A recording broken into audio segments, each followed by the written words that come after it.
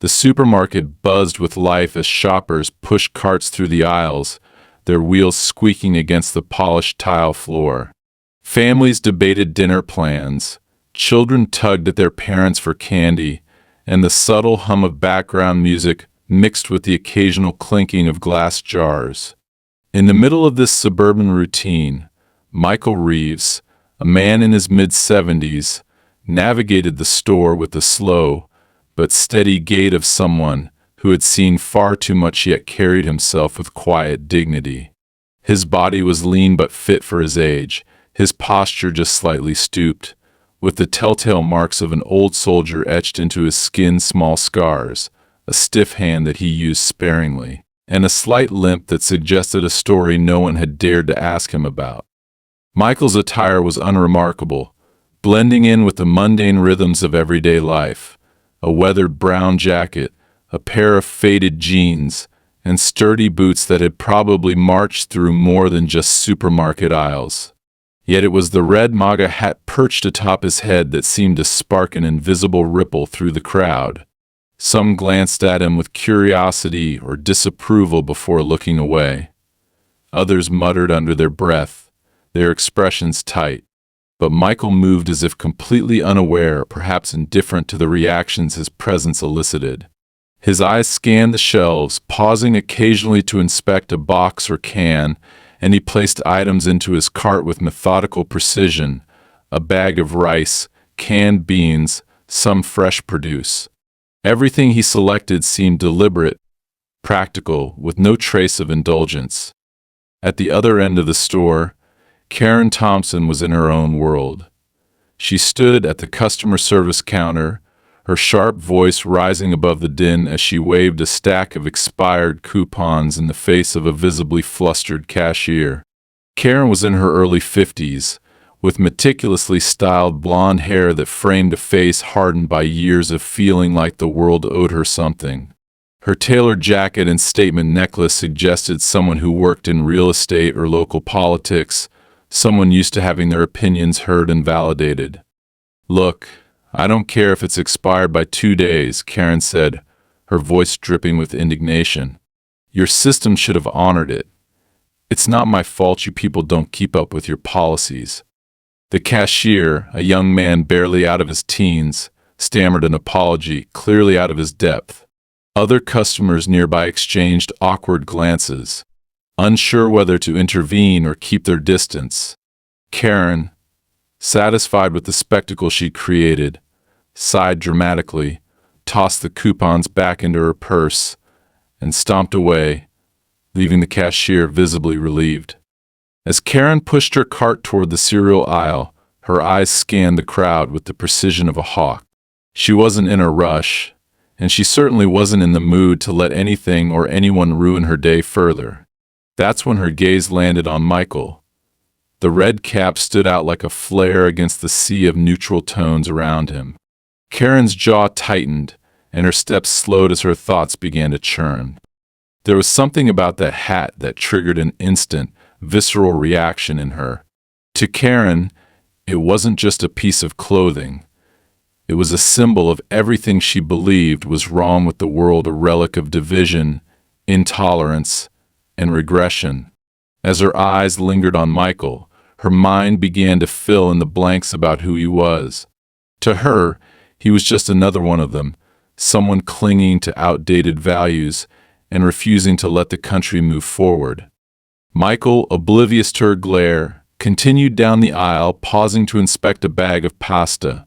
His movements were unhurried, calm, as though he were entirely detached from the tension building around him. He placed the pasta into his cart and moved toward the dairy section. Karen, however, was no longer in control of her emotions. She felt a surge of righteous anger bubbling up inside her, a need to say something, to confront this man who, in her eyes, embodied everything she fought against. Her grip on her cart tightened as she muttered under her breath, "Unbelievable. In a place like this, too. Someone needs to say something." Karen didn't just feel irritated, she felt responsible. This was her community, her store, and she believed it was her duty to protect it from what she saw as the intrusion of toxic ideologies. As far as she was concerned, Michael's hat was a provocation, an affront to the values of inclusion and progress she held dear. She followed him with purpose, her heels clicking sharply against the floor. Her thoughts raced as she rehearsed what she was going to say. She would tell him that his hat wasn't welcome here, that people like him made others uncomfortable. Maybe she'd even demand that the store management step in and handle it. Meanwhile, Michael turned a corner into the frozen foods section, his cart now half full. He reached into the freezer and grabbed a bag of frozen vegetables, his face expressionless but serene. There was no trace of malice in his demeanor, only a quiet focus, as though he were simply enjoying the small, mundane act of grocery shopping. But Karen didn't see serenity. She saw defiance. To her, his calmness was an act of silent provocation, a challenge to people like her who were fighting for a better, more inclusive world. By the time she reached him, her emotions had reached a boiling point. "Excuse me," Karen said, her voice sharp and loud enough to make a nearby mother with her child glance over in concern. Michael looked up, his expression neutral but attentive. For a moment their eyes met hers, filled with a mix of anger and judgment, his steady and unflinching. He set the bag of vegetables into his cart and straightened slightly, waiting for her to continue. Karen folded her arms across her chest, her stance rigid and confrontational. "I'm sorry, but do you really think it's appropriate to wear that in a public place?" she demanded, pointing to his hat as if it were a personal insult. Michael blinked slowly, as though he were processing her words carefully. "I didn't realize my choice of clothing needed your approval," he said evenly, his tone polite but firm. Karen scoffed, her frustration evident. "It's not about clothing. It's about what that represents. People like you come into places like this, acting like you own the world, and the rest of us just have to put up with it." Michael tilted his head slightly, his calm demeanor unshaken. "Mom," he said quietly, "I'm just here to buy groceries." But Karen wasn't satisfied with his response. To her, his refusal to engage was an act of disrespect, a dismissal of her righteous anger. She felt her chest tighten as her voice grew louder. "That hat represents hate. It makes people uncomfortable. You're making people uncomfortable." Several other shoppers had now stopped to watch the unfolding confrontation. Some looked uneasy, while others whispered amongst themselves. Michael glanced briefly at the growing audience but remained focused on Karen. "I'm not here to make anyone uncomfortable," he said. "But I also don't believe it's my job to make everyone else feel at ease, especially if it means giving up something that's important to me." His words only fueled Karen's frustration. She took a step closer, her voice trembling with emotion. "Important to you? Important to you? Do you have any idea how offensive that is to the rest of us?" Michael's expression softened just slightly, as though he were weighing whether or not to say something. Finally he spoke, his voice low but steady. "Mom, this hat is a memory. A reminder of someone I lost. It's not about you." For the first time, Karen hesitated, the weight of his words momentarily breaking through her anger. But she quickly shook it off, her sense of indignation overriding any flicker of empathy. "That doesn't give you the right to flaunt it here," she snapped. Michael didn't respond immediately. He simply stood there, his calm gaze holding hers, as the tension between them thickened like a storm cloud about to burst. Karen's voice carried through the frozen foods aisle, sharp and unrelenting, like a siren cutting through the hume of the store. By now, several shoppers had paused mid-task to glance at the confrontation unfolding before them. Some stood frozen with curiosity, their carts idling at odd angles, while others shuffled uneasily, unsure whether to intervene or pretend they hadn't noticed. Michael, however, seemed entirely unbothered. He met Karen's accusatory glare with the same steady calm he had shown since the beginning. The wrinkles around his eyes hinted at years of resilience, as though he'd faced down far greater storms than this one. But his silence only fueled Karen's fire. "You think you can just stand there and act like this doesn't matter?" She spat, her arms gesturing wildly toward his red MAGA hat. "Do you even understand what that thing represents? Or are you just so caught up in your little bubble that you don't care?" Michael exhaled softly, his breath forming a faint cloud in the chill of the frozen foods section. He placed a carton of orange juice into his cart with deliberate care before turning his full attention to her. "Mom," he said evenly, his voice carrying just enough authority to command attention without raising the volume, "I'm not sure why you've decided to take issue with me, but I can assure you, I'm not here to cause trouble." Karen barked a laugh, her tone dripping with disdain. "Trouble? No, you're just here to flaunt that ridiculous symbol, aren't you? As if it doesn't stand for hate, as if it hasn't divided this country enough already." Michael raised an eyebrow but remained composed. "It's just a hat," he said simply, though his tone carried a subtle weight that suggested it was far more than that. "Just a hat." Karen's voice rose again, drawing even more attention from the nearby shoppers. "Maybe to you, but to the rest of us it's a reminder of everything wrong with this country. You walk in here like you own the place, wearing that thing, and expect the rest of us to just look the other way. Not happening." Michael took a small step back, not out of fear, but to give her the space she clearly needed to vent her emotions. He rested his hands lightly on the handle of his cart, his knuckles white but steady. "With all due respect," he said, "you don't know me, ma'am. You don't know why I wear this hat or what it means to me. If you did, maybe you'd think twice before assuming the worst." Karen's eyes narrowed, her expression hardening like steel. "Oh, I think I know exactly what it means.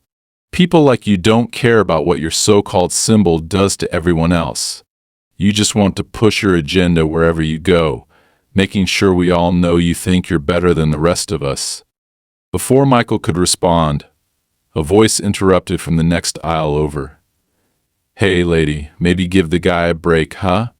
Karen turned sharply, her indignation now directed at the source of the comment. A younger man in his 30s, wearing a baseball cap and a hoodie, leaned casually against his cart. He gave her a pointed look, clearly unimpressed with the scene she was creating. "What did you say?" Karen demanded, her tone brimming with righteous fury. "I said," the man repeated, his voice calm but firm, "maybe you should let the guy shop in peace. You don't have to agree with him, but this isn't exactly the time or place to start a political debate." Karen's lips pressed into a thin line, her chest heaving slightly as she tried to process the audacity of someone daring to challenge her. "This isn't about a debate," she snapped. "This is about standing up for what's right. Someone has to say something when people like him think they can just walk around without any consequences." The younger man raised an eyebrow and shrugged. "Yeah, well, someone's got to say something when people like you can't mind their own business."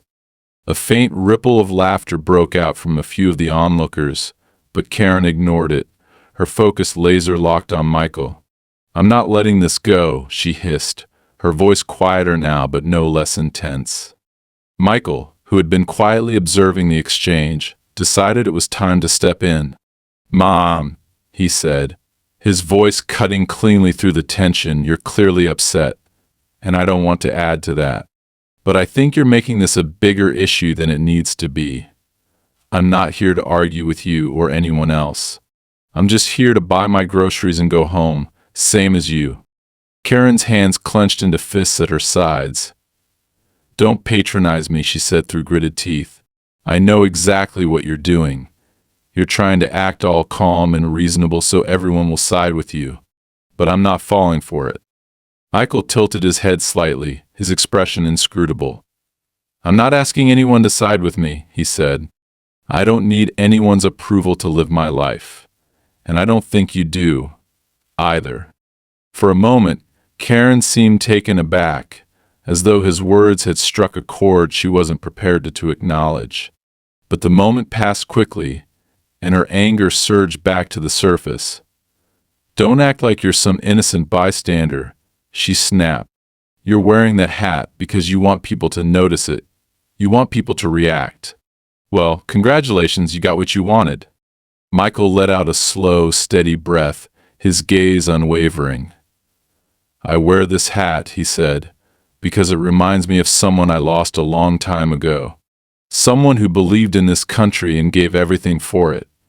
You don't have to like it, and you don't have to understand it. But that doesn't give you the right to tell me I can't wear it." The quiet conviction in his voice seemed to momentarily stun Karen. She blinked, her mouth opening slightly as though she wanted to say something but couldn't find the words. Around them, the onlookers exchanged glances, the mood shifting from tense curiosity to something closer to respect for Michael's composure. But Karen wasn't done. She shook her head, her frustration mounting as she felt the momentum of the confrontation slipping away from her. "You think you're so noble, don't you?" she said bitterly. "Hiding behind your little story about someone you lost, pretending like it excuses everything the hat stands for. Well, it doesn't. It doesn't change anything." Michael's jaw tightened ever so slightly, the first crack in his otherwise unshakable calm. He took a small step closer to her, his voice lowering but gaining an undeniable edge. "It changes everything for me," he said. "And maybe if you stopped shouting long enough to listen, you'd see that." Karen's breath hitched, her chest rising and falling with the force of her emotions. She looked around, realizing that the eyes of the crowd were no longer on Michael, they were on her, and the expressions she saw weren't ones of support. Her pride wouldn't let her back down completely, but for the first time she hesitated. "You think you're better than me," she muttered, her voice quieter now but still laced with bitterness. Michael shook his head. "No, Mom," he said simply. "I think we're just different, and that's okay. But respect goes both ways. If you want it, you have to be willing to give it." Karen's lips parted as though to retort, but no words came out. She stood there, frozen, as Michael turned back to his cart and resumed his shopping, leaving her to wrestle with her thoughts. The tension in the aisle lingered for a moment longer before the onlookers began to disperse, their murmurs fading into the background hum of the store. And for the first time, Karen wasn't sure if she had won or lost. Karen stood motionless in the frozen foods aisle, her jaw clenched so tightly it felt as though it might crack. Her hands hovered over the handle of her shopping cart, trembling faintly. Around her, the ambient noise of the store returned as customers resumed their routines, though a few lingering glances suggested she was still the center of attention. Michael had moved on, his cart rolling quietly toward the produce section. He didn't look back at her, didn't even glance over his shoulder, and that made Karen see the even more. The fact that he could just walk away after all, that after her confrontation, after her attempts to make him see the damage he was causing felt like the ultimate insult. She wasn't used to people ignoring her, let alone dismissing her concerns. It felt like a slap in the face, a denial of her importance, her authority. She gripped the cart handle harder, her knuckles turning white. "Unbelievable," she muttered under her breath, her words laced with venom. "He thinks he's so untouchable." But she wasn't going to let it end like this. No. She refused to let him stroll out of the store as though nothing had happened, as though she were the unreasonable one.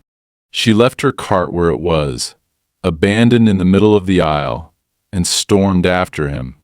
Michael was at the far end of the produce section, carefully selecting apples. He examined each one with the meticulousness of someone who valued simplicity and purpose, turning them over in his weathered hands before placing them in a paper bag. The red MAGA hat still sat firmly atop his head, like a beacon that Karen couldn't ignore. "Excuse me," she called out, her voice sharper and louder than she intended. Heads turned once again as shoppers instinctively backed away, sensing that whatever this was, it wasn't over. Michael straightened slowly, his shoulders stiffening as though he were bracing himself for impact. He turned to face her, his expression calm but weary, like a man who had spent too many years dealing with battles he hadn't chosen. Karen stopped a few feet away from him, her arms crossed tightly over her chest. She didn't bother lowering her voice this time. "You think you can just walk away after that little speech of yours?" she demanded, her words cutting through the hum of the store. Michael regarded her evenly, his gray eyes steady and unflinching. "I didn't realize there was anything left to say," he replied, his voice low but firm. Karen laughed bitterly, the sound harsh and humorless. "Oh, there's plenty left to say.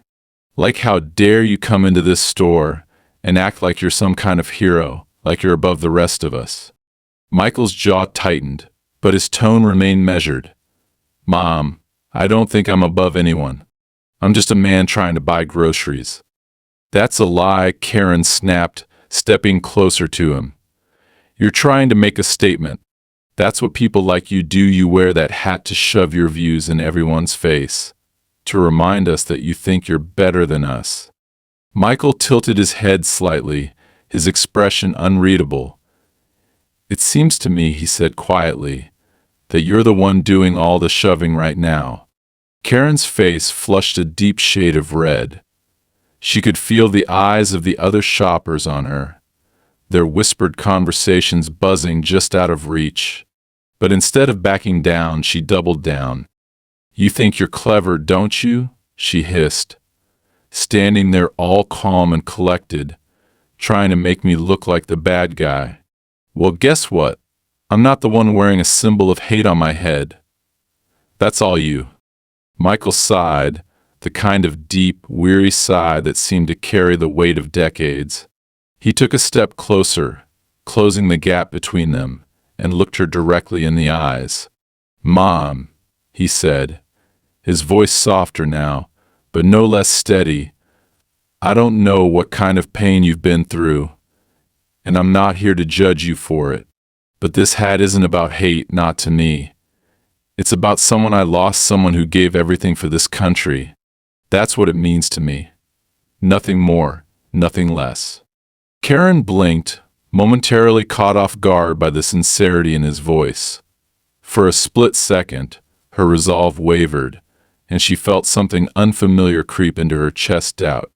But then she remembered the countless images, the news stories, the protests.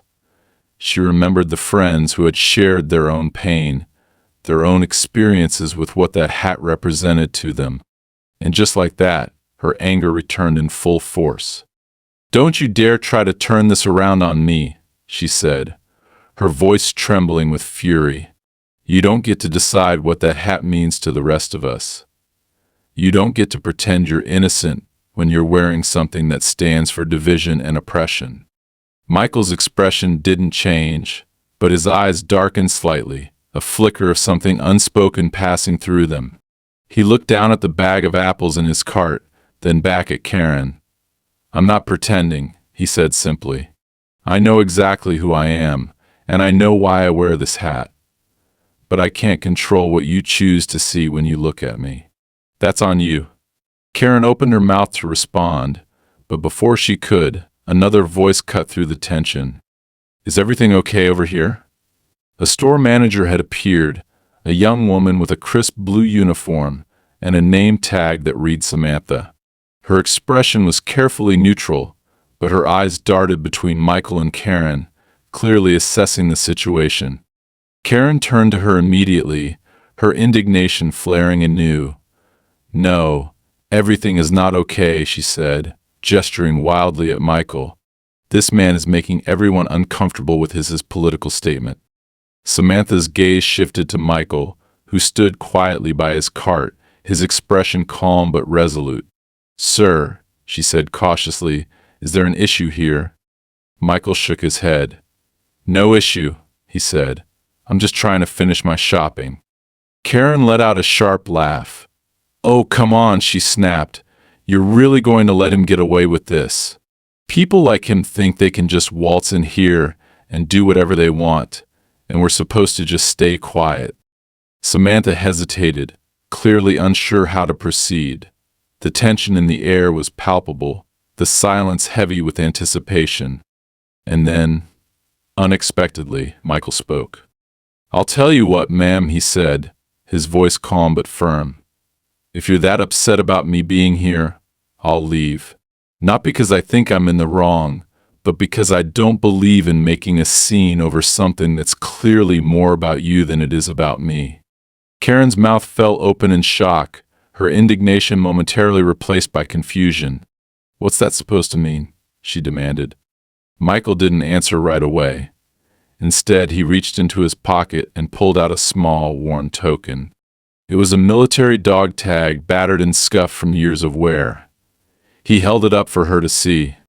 "This," he said quietly, "belonged to a friend of mine.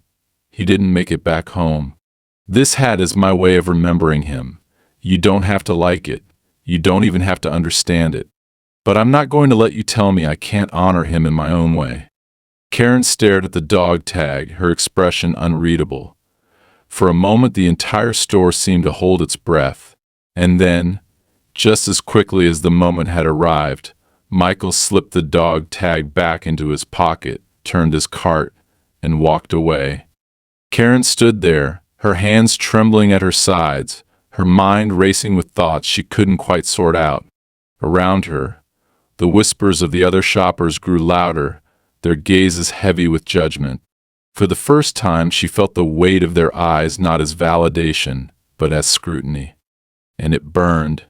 Karen stood frozen in the produce section, her arms tightly crossed as Michael's figure disappeared into the next aisle. She felt the heat of the onlookers' gazes searing into her back. The weight of the moment was suffocating, but she refused to let herself feel embarrassed. "No," she told herself, "I'm right. He's the one making everyone uncomfortable." And yet, a small crack had begun to form in the armor of indignation, a faint whisper in the back of her mind that she couldn't quite silence. Her attention snapped back to reality as she saw the store manager, Samantha, still standing nearby. Samantha looked at Karen with a professional calmness, but her furrowed brow betrayed a sense of unease. Karen immediately seized the opportunity, pointing toward the aisle where Michael had gone. "Well?" Karen demanded, her voice still tight with anger. "Are you just going to let him wander around here offending everyone? That hat is a political symbol. He's making this store a hostile environment." Samantha took a breath before responding, her tone measured. "Mom, I understand your concerns, but we can't just ask someone to leave because of what they're wearing. He hasn't broken any rules or policies." Karen's eyes widened, and her jaw dropped slightly. "You can't be serious," she hissed. "That hat stands for hatred and division. It's offensive." Samantha straightened her posture, clearly trying to de-escalate the situation. "I understand your perspective, but unless he's causing a disruption or violating store policy, there's nothing I can do. He's just here to shop." Karen scoffed, her hands dropping to her sides in exasperation. "Not causing a disruption? Did you not hear the way he spoke to me? Acting like he's some kind of saint. He was trying to make me look like the bad guy." Before Samantha could respond, an older woman nearby, dressed in a simple cardigan and glasses perched on her nose, spoke up. "Maybe because you are acting like the bad guy," she said pointedly. Karen whipped around, her eyes narrowing. "Excuse me?" The woman didn't flinch. She adjusted her glasses and gave Karen a calm but piercing look. "You've been yelling at that man, calling him names, and trying to shame him in front of everyone. All because of a hat. Who's really causing the disruption here?" Karen's face flushed red. She opened her mouth to respond, but the words wouldn't come. The woman shook her head and turned back to her cart, muttering just loud enough for Karen to hear, "Some people just can't let others live in peace." Karen's chest heaved with indignation as the older woman walked away. She turned back to Samantha, her voice trembling with both anger and desperation. "So you're just going to stand there and do nothing?" Samantha sighed, her professionalism starting to show cracks. "Mom, I'm trying to maintain a safe and comfortable environment for everyone in this store. That includes you, but it also includes him. If you'd like to file a formal complaint, I'd be happy to give you the information to contact our corporate office." Karen stared at her, her face a mixture of disbelief and fury. "Fine," she snapped, grabbing her cart and pushing it with far more force than necessary as she stormed off toward the front of the store. But even as she moved through the aisles, her anger didn't subside. If anything, it grew stronger. It wasn't just about the hat anymore. It was about the way everyone else seemed to be turning against her. The other shoppers, the manager, even that old woman, they all seemed so willing to excuse Michael's behavior, so quick to paint Karen as the villain. She stopped near the bakery section, her fingers gripping the handle of her cart so tightly it hurt. She wasn't used to being dismissed like this. Normally, people respected her opinions, listened to her. She was the one who stood up for what was right, who spoke out when others stayed silent. But here she was, being treated like a hysterical fool while that man walked around like he was untouchable. Her thoughts were interrupted by the sound of laughter nearby. She glanced over and saw a small group of people gathered near the bread display, their attention focused on Michael. He was talking to a young boy, maybe 10 or 11 years old, who had apparently dropped a bag of rolls. Michael bent down, picked up the bag, and handed it back to the boy with a kind smile. The boy's mother, standing a few feet away, thanked Michael, and the group exchanged a few words before parting ways. Karen felt her stomach twist.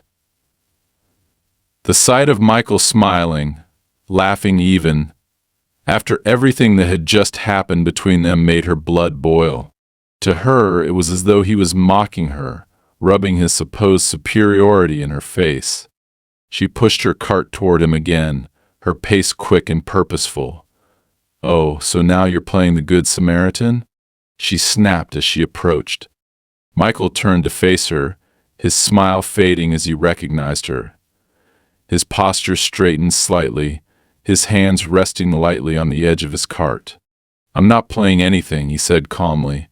"I was just helping a kid. That's all." Karen rolled her eyes. "Right. And I suppose that makes you some kind of hero?" Michael's expression darkened slightly, though his voice remained steady. "No," he said quietly.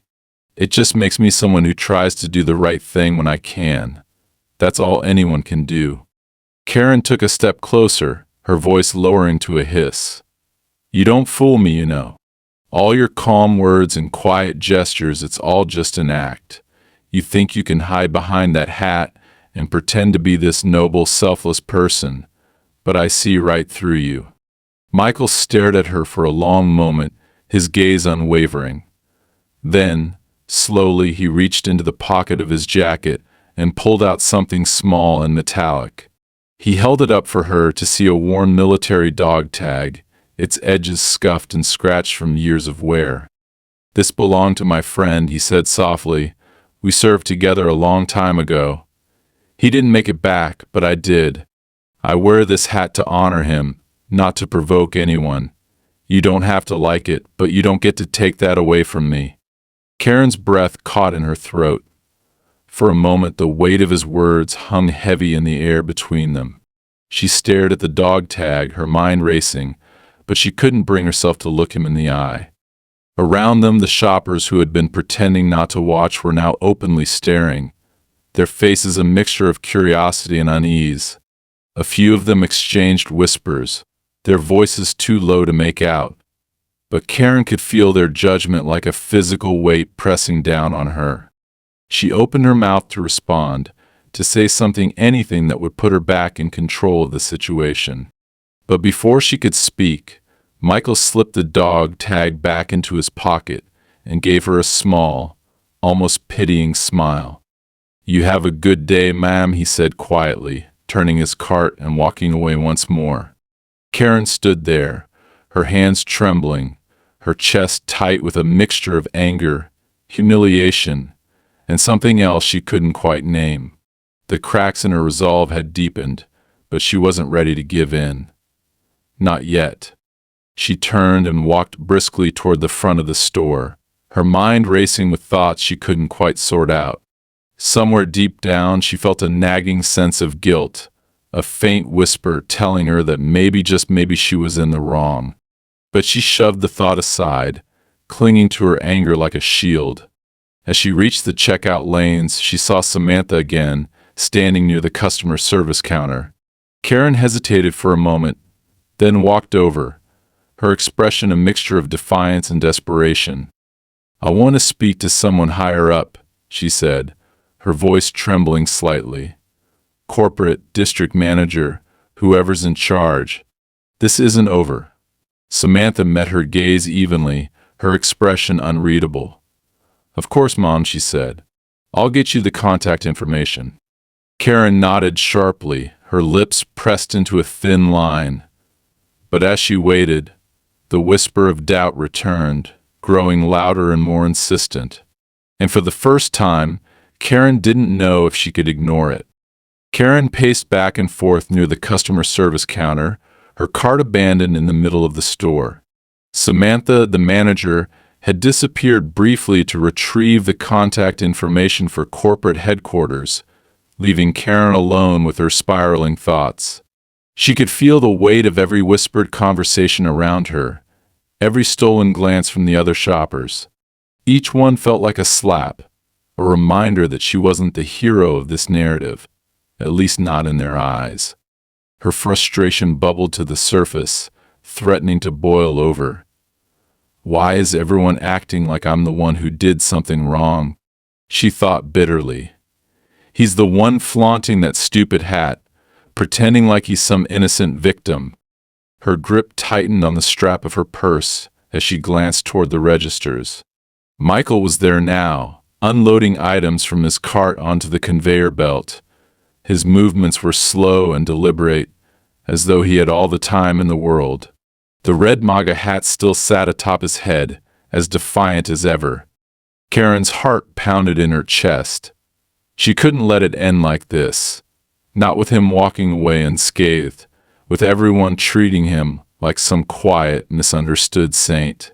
She took a deep breath, squaring her shoulders, and began marching toward the registers.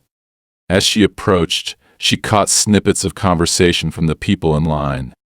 "That guy's got some nerva," a man muttered to his companion, gesturing subtly toward Michael. The other person shrugged. "I don't know. He hasn't really done anything wrong. People wear worse stuff than that in here all the time." Karen's stomach churned. The casual dismissal stung more than open disagreement would have. It felt like everyone was conspiring to undermine her, to make her look unreasonable.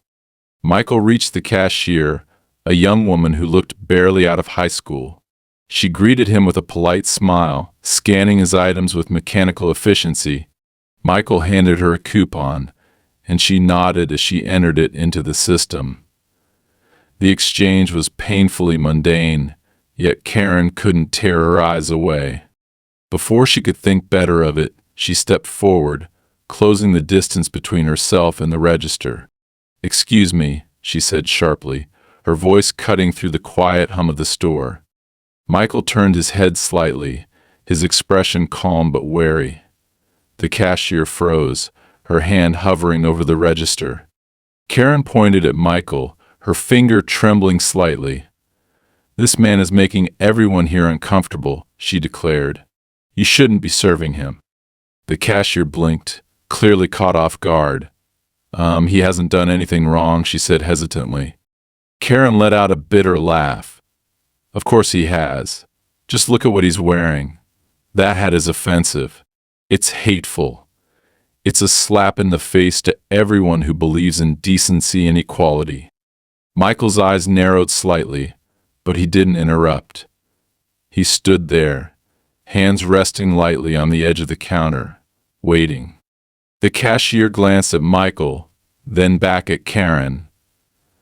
"I'm sorry," she said carefully, "but we're not allowed to refuse service based on what someone's wearing." Karen's face flushed with anger. "Oh, so now you're on his side too? Unbelievable." A voice from behind her interrupted. "Lady, give it a rest."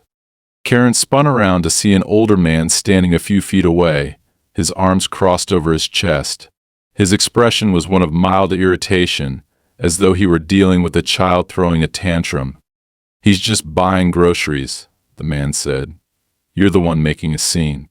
Karen's jaw tightened. "I'm standing up for what's right," she snapped. "Someone has to." The man raised an eyebrow. "And that someone has to be you, huh? You ever think maybe you're not as right as you think you are?" Karen opened her mouth to respond, but the words caught in her throat. She turned back toward Michael, her anger surging again. "You see what you're doing?" she demanded. "You're dividing people, just like that hat always does. You walk in here, flaunting it, and now look at this, people are fighting because of you." Michael tilted his head slightly, his expression unreadable. "I think people are fighting because of you," he said quietly. Karen's breath hitched, her chest tightening with frustration. "Don't you dare try to turn this around on me," she said through gritted teeth. "You're the one who started this." Michael sighed, his shoulders sagging slightly. "Mom," he said, his tone patient but firm, "I didn't say a word to you until you came after me.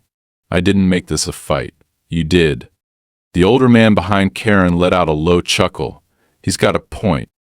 Karen whipped around to glare at him. "Stay out of this," she snapped.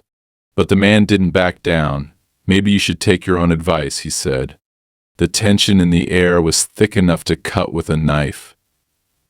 The cashier shifted uncomfortably, her eyes darting between Karen and Michael. Several other shoppers had gathered nearby, their expressions ranging from curiosity to annoyance. Karen felt trapped, like the walls were closing in around her. Everyone was against her. Everyone was defending him. And then, in the midst of the chaos, Michael did something unexpected. He reached into his pocket and pulled out a small, folded piece of paper. He unfolded it carefully, revealing a faded photograph. He held it up for Karen to see. "This is my friend," he said quietly. "His name was David. We served together overseas. He saved my life more times than I can count." Karen stared at the photograph, her anger momentarily giving way to confusion. The image showed two young men in military uniforms, their faces covered in dirt but their smiles bright and genuine. Michael continued, his voice steady. "David didn't make it home, but before he died he gave me this hat. Told me to wear it when I came back, to remind me of what we were fighting for. That's why I wear it. Not to provoke anyone. Not to make anyone uncomfortable. Just to honor him." Karen's throat tightened. She looked away, her gaze falling to the floor. The crowd around them was silent now, the air heavy with the weight of Michael's words. "I don't expect you to understand," Michael said after a moment. "And I'm not asking you to. But maybe now you'll think twice before you judge someone based on what they're wearing." Karen didn't respond. She couldn't. The fight had drained out of her, leaving her standing there, hollow and unsure of herself. Michael placed the photograph back in his pocket, then turned to the cashier. "How much do I owe you?" he asked, his tone polite but firm. The cashier fumbled with the register, her hands shaking slightly as she rang up the last of his items. Michael paid in cash, nodded to her, and turned to leave. As he walked past Karen, he paused for a brief moment.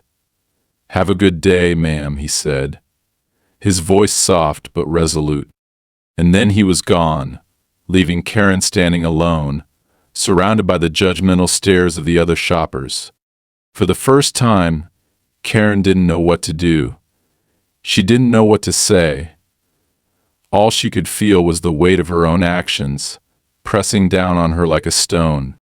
Karen remained frozen in place, her face burning with a mix of anger and humiliation, as Michael disappeared down the store's exit.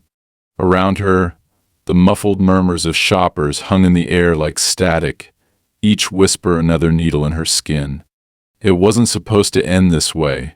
She'd set out to confront what she believed was a blatant provocation, and yet, somehow, she now felt like the villain of the story. Her hand gripped the strap of her purse so tightly that her fingers ached. She wanted to yell, to shout back at the crowd that she wasn't the one in the wrong, that he was. But her voice seemed stuck in her throat, as if some invisible force was holding it back. For the first time in as long as she could remember, Karen felt small. The older man who had challenged her earlier stepped up beside her, shaking his head. "You know," he said, his voice calm but cutting, "I get that you're upset. But maybe it's time to let this one go." Karen turned to him sharply, her mouth opening to snap back, but the words died on her lips. The man's expression wasn't smug or accusatory, it was one of quiet disappointment. Somehow, that made it worse. Before she could respond, Samantha, the store manager, returned with a clipboard and a polite but wary smile. "Here's the contact information for our corporate office," she said, handing Karen the sheet. Karen took it without a word, her fingers trembling slightly as she stared at the paper. She could feel Samantha's eyes on her, the same mix of professionalism and unease that had been there earlier. The crowd was dispersing now, the tension slowly fading from the air, but Karen's heart still pounded in her chest. "Is there anything else I can help you with?" Samantha asked carefully. Karen shook her head, her voice barely above a whisper. No, that's fine." Samantha nodded and stepped back, clearly relieved to be done with the situation. Karen turned toward the exit, clutching the paper in her hand like it was a lifeline. She needed to get out of there, to escape the judgmental stares and the suffocating tension. As she reached the doors, a sudden thought struck her, stopping her in her tracks. What if I see him again? What if he's waiting outside? She hesitated for a moment before pushing forward. The cool air of the parking lot hit her face like a slap, but it did little to calm the storm inside her. She scanned the lot, her eyes darting from car to car, until she spotted him. Michael was at the far end of the lot, loading his groceries into the trunk of an old, battered sedan. His movements were slow but deliberate, his posture as steady as it had been inside the store. He didn't look rushed or rattled, as though the confrontation with Karen hadn't fazed him at all. Karen's heart raced as she watched him. Part of her wanted to march over there and give him one final piece of her mind. But another part, the part she wasn't ready to admit existed, felt an uncomfortable pang of guilt. She stood there for what felt like an eternity, torn between her anger and the faint whisper of doubt that had been growing louder ever since Michael's quiet revelation inside the store. She could still see the photograph in her mind, the young men smiling despite the dirt and grime of their uniforms. She could still hear his voice, steady and unwavering as he spoke about his friend who didn't make it home. Her fingers curled around the strap of her purse, her nails digging into the leather. "What am I doing?" she muttered to herself. Before she could talk herself out of it, Karen found her feet moving. Step by step, she crossed the parking lot, her heels clicking against the pavement. She didn't know what she was going to say or why she was even doing this, but something inside her pushed her forward. Michael glanced up as she approached, his expression calm but guarded. He straightened, closing the trunk of his car and resting a hand on the edge. "Ma'am," he said simply, his tone neutral. Karen hesitated, her breath catching in her throat. Up close, Michael seemed even older than he had in the store. The lines on his face were deeper, his shoulders slightly hunched from years of wear and tear. Yet there was a quiet strength about him, an unshakable dignity that made her feel even smaller than she already did. She paused, the words tangling in her mind. "I just wanted to say." Michael waited patiently, his expression unreadable. Karen took a deep breath, forcing herself to meet his gaze. "I think I misjudged you," she said finally, the words tasting strange on her tongue. Michael raised an eyebrow, his face softening slightly. "Oh?" She nodded, her fingers fidgeting with the strap of her purse. "I mean, I still don't agree with that hat," she said, gesturing vaguely toward it. "But I shouldn't have gone after you like that. I didn't know." Michael studied her for a moment, his gray eyes searching hers. "Didn't know what?" Karen swallowed hard, feeling the weight of her own words. "About your friend," she said quietly. "About what it means to you." Michael nodded slowly, his gaze steady. "I appreciate that," he said. "But you don't have to agree with me. You just have to respect that I have my reasons, the same way you have yours." Karen blinked, caught off guard by the simplicity of his response. For a moment, she didn't know what to say. I guess I just get so tired of seeing people fight all the time," she admitted. "It feels like everywhere you look, it's just more division, more hate." Michael sighed, leaning slightly against his car. "You're not wrong about that," he said. "But sometimes, the only way to bridge that divide is to start by listening, even if you don't like what the other person has to say." Karen looked down at the ground, her cheeks burning. "I haven't been very good at that, have I?" she murmured. Michael's lips quirked into a faint smile. "We all have our moments," he said. "What matters is what you do after." The words hit her harder than she expected. She nodded slowly, her fingers loosening their grip on her purse. "Well," she said after a moment, her voice soft, "I'm sorry. For how I acted. It wasn't fair to you." Michael straightened, his expression warm but firm. "Apology accepted," he said. Karen glanced at him, then at the hat, then back again. "Do you ever get tired of it?" she asked suddenly. "All the looks, the judgment." Michael chuckled softly, shaking his head. "Every day," he said. "But then I remember why I wear it, and that makes it worth it." Karen didn't know how to respond to that, so she simply nodded. For the first time, she felt a strange sense of calm washing over her, as though a weight she hadn't realized she was carrying had finally been lifted. "Take care of yourself," Michael said, his tone kind but resolute. "You too," Karen replied, her voice barely above a whisper. She watched as Michael climbed into his car and started the engine. The sound of the old sedan rumbling to life was oddly soothing, like the closing note of a symphony. Karen stood there as he drove away, her mind swirling with thoughts she couldn't quite pin down. For the first time in years, she felt unsure of herself. But she also felt something else, something quieter, more fragile. Hope. The parking lot was quieter now. The bustle of the supermarket had subsided as the late afternoon gave way to evening. Karen stood still, watching the distant taillights of Michael's old sedan disappear around the corner. A cool breeze brushed against her face, but she barely noticed. Her mind was too preoccupied, replaying the events of the last hour over and over. She felt a knot in her stomach, a tightness that hadn't eased even after her apology. The weight of what she'd done, her assumptions, her anger, her refusal to listen pressed down on her, heavier now that there was no one left to push against. For years, Karen had prided herself on being someone who stood up for what was right. She believed herself to be a defender of justice, fairness, and equality. But as she stood there, staring at the space where Michael's car had been, she couldn't shake the nagging feeling that she'd failed to live up to her own ideals.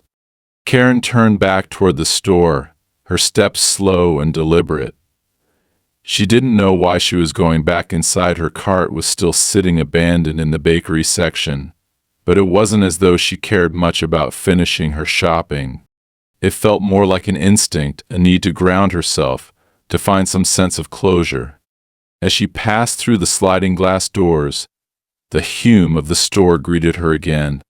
A few employees glanced at her with wary expressions but didn't say anything. Karen knew what they were thinking. She had caused a scene, disrupted the peace of their afternoon. She found herself drifting toward the customer service counter, where Samantha was organizing a stack of receipts.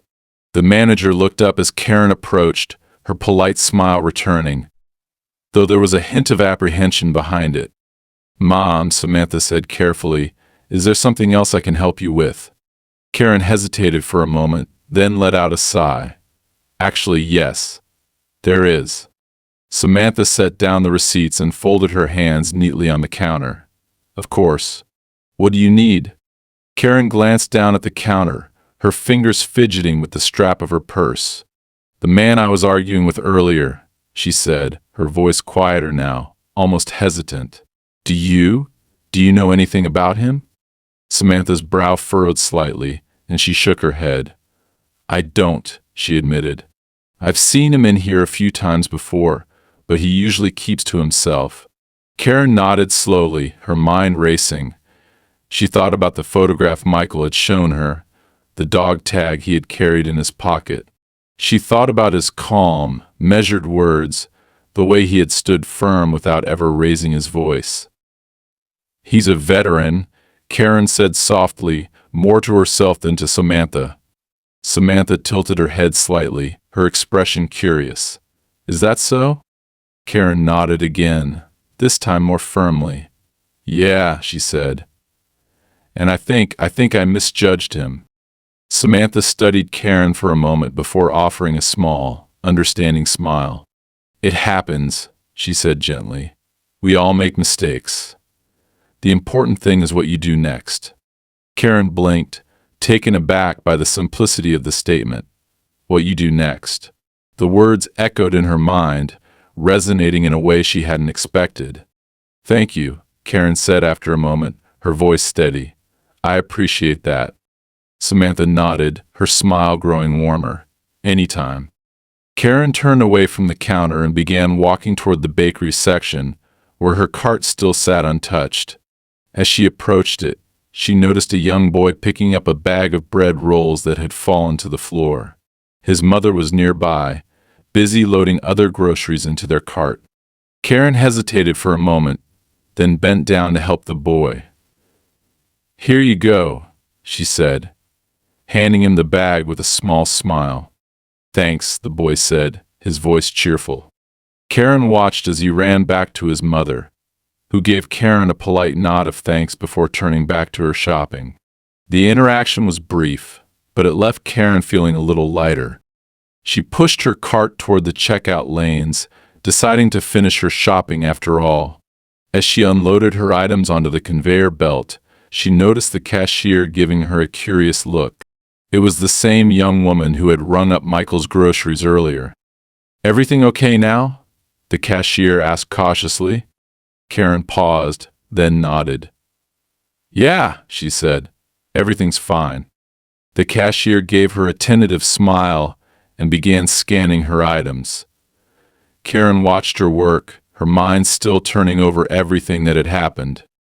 As she left the store, her bags in hand, Karen felt the cool evening air wrap around her once more. The parking lot was mostly empty now, the earlier chaos having given way to a quiet stillness. When she reached her car, she placed her bags in the trunk and climbed into the driver's seat. She sat there for a moment, her hands resting on the steering wheel, staring out at the darkening sky. For the first time in years, Karen felt something unfamiliar stirring within her. It wasn't quite regret, though there was an undercurrent of that. It wasn't quite guilt, though that, too, lingered at the edges. It was a sense of possibility. She pulled out her phone and opened the browser. After a moment's hesitation, she typed local veterans organizations into the search bar. The first result was for a nonprofit that provided support for veterans and their families. Karen clicked on the link, her heart pounding as she scrolled through the website. She wasn't sure what she was looking for: volunteer opportunities, donation options, maybe just a way to learn more. Her eyes landed on a section about upcoming events. There was a community dinner scheduled for the following weekend, open to veterans and the public. Karen's finger hovered over the screen. For a moment she considered closing the page, dismissing the idea entirely. But then she thought about Michael, about his quiet strength, and the pain he carried with such grace. She thought about the photograph of his friend, the one he wore that hat to honor. And before she could second-guess herself, she clicked on the RSVP button. The confirmation screen appeared, and Karen stared at it for a long moment. A small smile tugged at the corners of her lips, tentative but genuine. For the first time in a long time, she felt like she was taking a step in the right direction.